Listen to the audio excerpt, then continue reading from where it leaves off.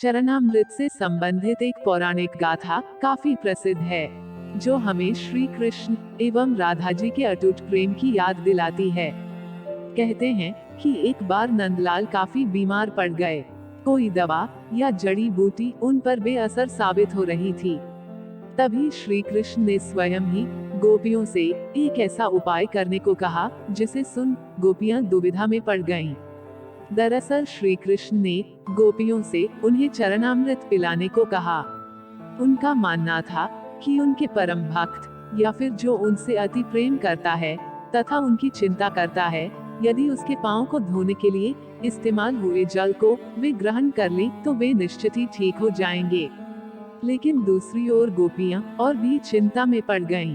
श्री कृष्ण उन सभी गोपियों के लिए बेहद महत्वपूर्ण थे। वे सभी उनकी परम भक्त थीं, लेकिन उन्हें इस उपाय के निष्फल होने की चिंता सता रही थी। उनके मन में बार बार यह आ रहा था कि यदि उनमें से किसी एक गोपी ने अपने पांव के इस्तेमाल से चरणामृत बना लिया और कृष्ण जी को पीने के लिए दिया, तो वह परम भक्त का कार्य तो कर देगी, परंतु किन्हीं कारणों से कान्हा ठीक ना हुए तो उसे नर्क भोगना पड़ेगा। अब सभी गोपियां व्याकुल होकर श्री कृष्ण की ओर ताक रही थी और किसी अन्य उपाय के बारे में सोच ही रही थी कि वहां कृष्ण की प्रिय राधा आ गईं। अपने कृष्ण को इस हालत में देख के राधा के तो जैसे प्राण ही निकल गए हों। जब गोपियों ने कृष्ण द्वारा बताया गया उपाय राधा को बताया, तो राधा ने एक क्षण भी व्यर्थ करना उचित ना समझा और जल्द ही स्वयं के पांव धोकर चरणामृत तैयार कर श्री कृष्ण को पिलाने के लिए आगे बढ़ी। राधा जानती थी कि वे क्या कर रही हैं। जो बात अन्य गोपियों के लिए भय का कारण थी, ठीक वही भय राधा को भी मन में था।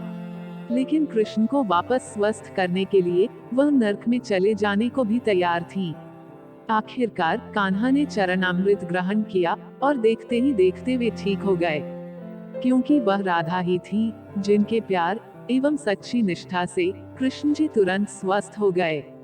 अपने कृष्ण को निरोग देखने के लिए राधा जी ने एक बार भी स्वयं के भविष्य की चिंता ना की और वही किया जो उनका धर्म था। राधे राधे।